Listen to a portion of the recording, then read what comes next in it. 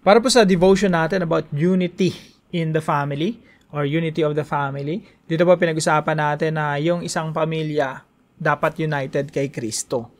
So, make it a goal mga kapatid na yung buo nating pamilya ay naglilingkod sa Panginoong Hesukristo. Nakafocus kay Jesus. Don't ever think that your family will become successful apart from Christ. Minsan po kasi ang mindset natin ng success ay yung mindset ng mundo patungkol sa success. Yung mundo po kasi, ang success, ano ba yung dinadrive mong kotse, no? Saan ka ba nakatira? Anong subdivision yan, no? Forbes Park ba yan? O yung mga sikat na subdivision, nasa White Plains ka ba nakatira? Or kung saan mga executive villages. Sometimes we measure success based on status, based on where you live, based on where you were born, based on your achievements in life, based on career, no? Based on what or how much you have in your banks. Marami tayong measurement ng success na sobrang worldly, sobrang makamundo. Pero mga kapatid, kahit ano pa man ang marating natin sa buhay, kung hindi tayo united kay Kristo, hindi pa rin matagumpay ang ating pamilya. Kaya po, sabi rito ni Joshua sa Joshua 24:15, noong narating na nila yung success, no, yung rurok ng tagumpay, so to speak. Sabi ni Joshua, but if serving the Lord seems undesirable to you, kausap niya yung mga mamamayan, mga Israelita. Kung hindi nyo gustong paglingkuran ng Panginoon, sige, then choose for yourselves this day whom you will serve. Gusto nyo ba paglingkuran nyo ibang mga Diyos-Diyosan?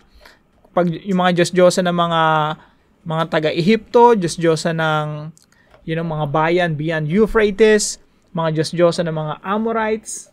Alam niyo po, sa panahon natin ngayon, kapag hindi natin kasi na-prioritize yung pagdidisipulo sa ating mga anak, marahil yung iba sa atin makaka-relate, yung ibang anak natin sobrang rebelde, yung ibang anak natin walang takot sa Diyos, yung ibang anak natin,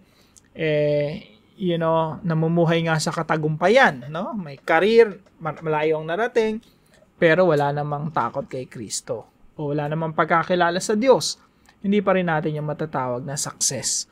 Pero wag po kayong sumuko, no? Wag po kayong sumuko kasi mabuti ang Diyos, mabait ang Diyos.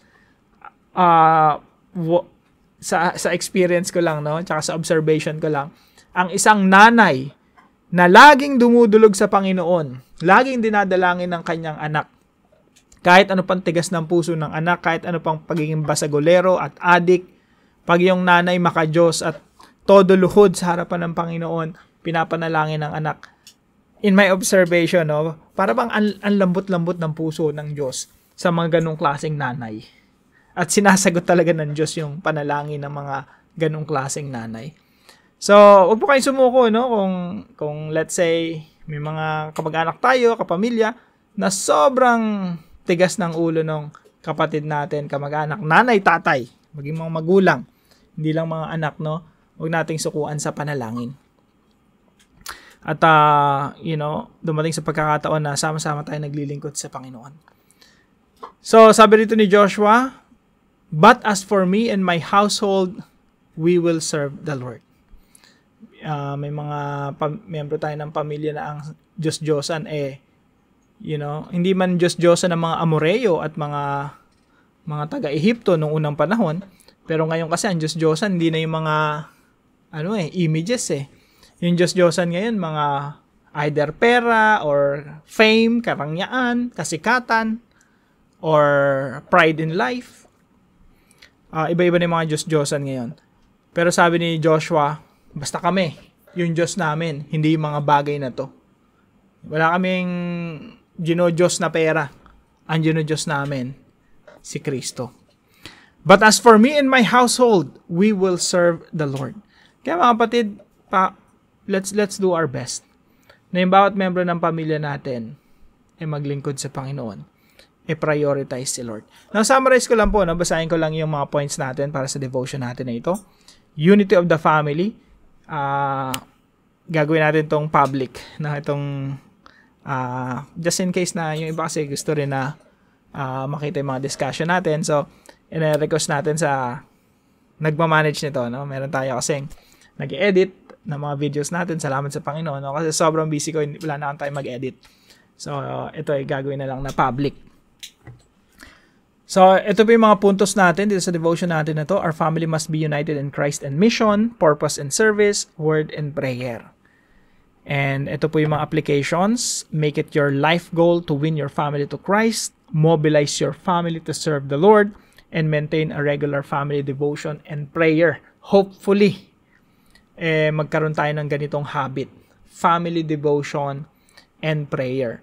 Na kung wala pa po kayong church, wala kayong pinupuntahan, ina-attendan, o hindi kayo member ng kahit anong community, pwedeng nasa ibang bansa kayo, o kung nasan man kayo, no? You can start a gathering na kayo-kayong pamilya.